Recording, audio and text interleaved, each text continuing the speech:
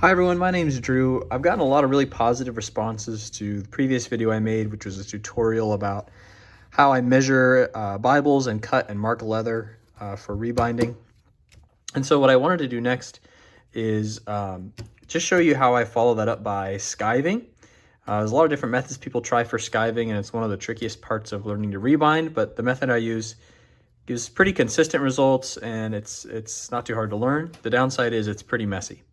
So what I have already is my cover leather, and it's marked up, as you can see, according to the previous video that I made. And then I've cut it out so that this is my fold over space right here. And there's an extra 1/8 inch of leather right there.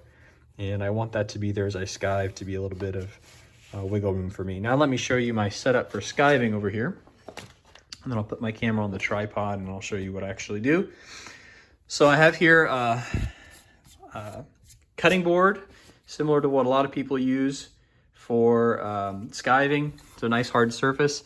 And then I've got my Dremel here, and you can see this is absolutely jury-rigged. So I've got my Dremel zip tied to a paint stir stick, which is then screwed into my table. So my Dremel is locked into place here pretty solidly. It can wiggle a little bit, but it's on there quite nicely. This is no fancy Dremel, really, I don't think.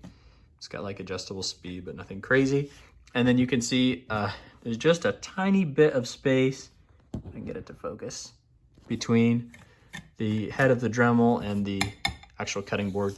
And to adjust that space, all I do is put different pieces of paper underneath my stack here. So I think you can see where this is going, but let me go ahead and put this camera in the tripod and I'll show you how I actually do it. All right, so as we do this, we're gonna do it in 2 steps basically. First, we're gonna do the long strips on each side, and then we're gonna come back and do the corners. And in between, we're gonna redraw the lines because we don't wanna lose those lines that we carefully measured and spent time on. So when I start the Dremel, you're not gonna be able to hear anymore because it's really loud. And so you'll just have to watch and see how I do it.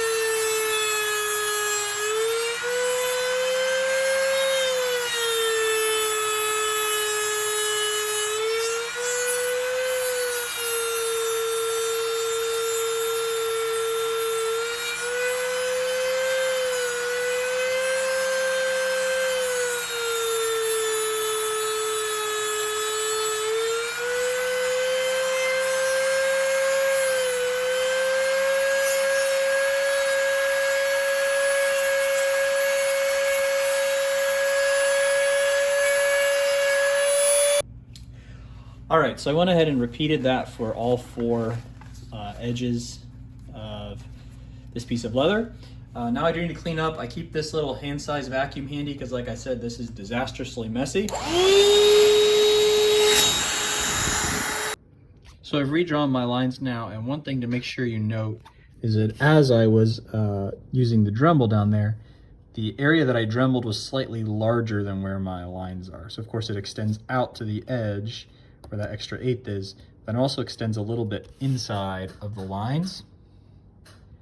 And you want that so you make sure that the whole fold over area is equally nice and thin.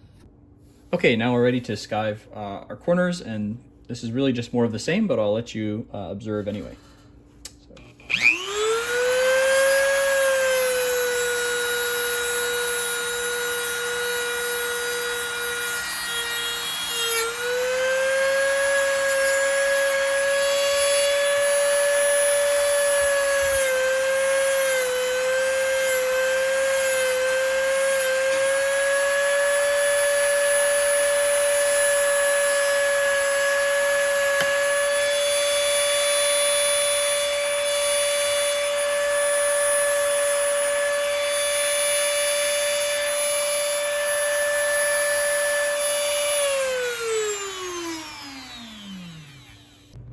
All right, we're back at the bench, and now all 4 corners are skived, and I retraced the lines on the corner. So now I've got a piece of leather that's fully skived and marked, ready to have a liner put on it, or ready to do my spine next, really. What I'm gonna do next is go ahead and cut off this extra 1/8 of an inch here so that you can see more clearly the results of this method. All right, let's do our quick comparison here. So this is a piece of this leather prior to skiving. It's about 0.8 millimeters, I think, thickness. And after the skive, super, super thin. I don't even know if you can see it very well. There it is on the corner. And the one thing that I like about this method too is that it gives you a really even thickness all the way around. So you can avoid kind of those marks of where your skiving knife was.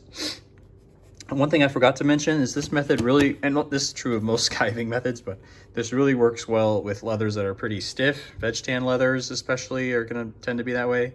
If you got something that's stretchy, you will struggle to do it well. And that's just true of skiving in general, but true of this method. So thanks for watching. I hope that was helpful for you, and I'll see you next time.